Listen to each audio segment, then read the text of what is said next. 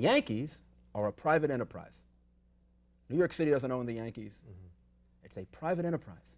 If you make a mistake about that and you start playing the political games that some people play, you could lose the Yankees from all of New York. Gary, let's not use euphemisms. The mayor was talking about me, borough president. All right. Now, if by that he means that I'm not on my knees to George Steinbrenner, he's absolutely right. If by that he means that every time George Steinbrenner utters one of his most outrageous comments about the crime at Yankee Stadium and all the other nonsense, I don't tell the truth on behalf of the people who elected me and the city of which I am an officer, then he's absolutely right. We've crafted a community partnership agreement that addresses all these issues, in addition to ensuring the creation of a central park, to ensuring that the stadium and the garages are all built to the highest environmental standards that exist anywhere in the country. And that will be in writing?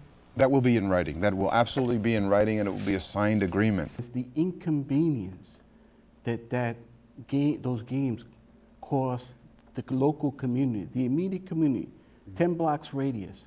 There's about 100 games or 100 days per year that community is actually put through a lot of changes concerning. Such as, give me an example. Parking. This is a chance to bring $1.5 billion worth of economic development opportunities into the Bronx. And we would make a similar commitment in making sure that their job opportunities were linked there. So again, when you ask what this deal is, there isn't a deal. There are opportunities, and people need to discuss what are their opportunities and what are those challenges. We chose this site at Marshalloo Golf Course, what involves the hauling of literally thousands and thousands of tons of dirt. And here's a company that's doing it, and now we have allegations of a connection to organized crime. Housing court doesn't work. And we took a look at it, and the amount of time it takes. Now, sometimes there are tenants who abuse housing court because they know they're not going to pay. They stay as long as they can until the day before, and then walk out and not pay for the services that they got. But then there are landlords who try to squeeze people out by reducing services and tormenting people. Not just in the Bronx, but citywide, we've recognized the need for more interaction with the people that we serve. What is your evaluation of that incident when a young immigrant man was gunned down by police in a vestibule in the Soundview section of the Bronx? Well, one runs out of adjectives and adverbs in discussing it. You know, outrageous, dastardly, and so it seems so inadequate. What an act! The thing that I suppose is as painful as anything else, in addition to the tragic, unnecessary loss of life of an innocent person, is the fact that you could almost see this coming.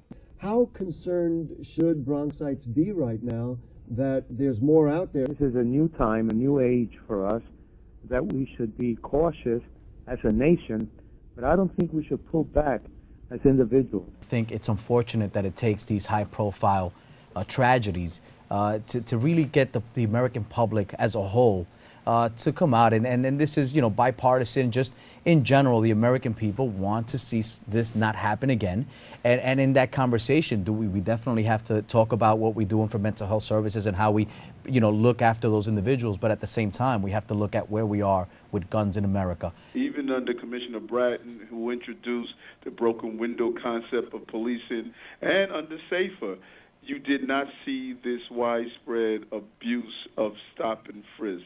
He went from being the community police commissioner to now being the crime fighter strategy police commissioner. But in his first term, what we seemed to forget was the best source of communication, the information highway, was coming from the people themselves in the retail stores. And so now, I don't think there's any, I'm making an assumption here that's not correct. Now there's no question that that relationship certainly has fragmented.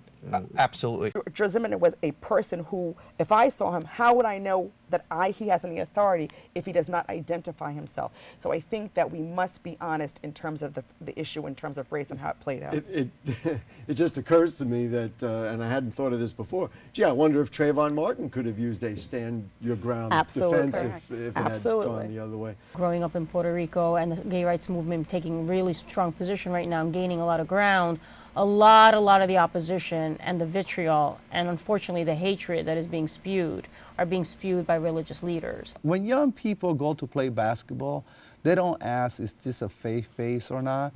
They want to play basketball. If they want to go to after-school program and they need remedial services, they don't care if it's faith-based or not faith-based. Bringing Fresh Direct there in their proposed plan, I don't care if they have 10 electric trucks or 100 electric trucks, or their entire fleet turns electric. It still will cause traffic congestion when you put 2,000 additional vehicles on the streets. The Kingsbridge Armory is over 600,000 square feet of space.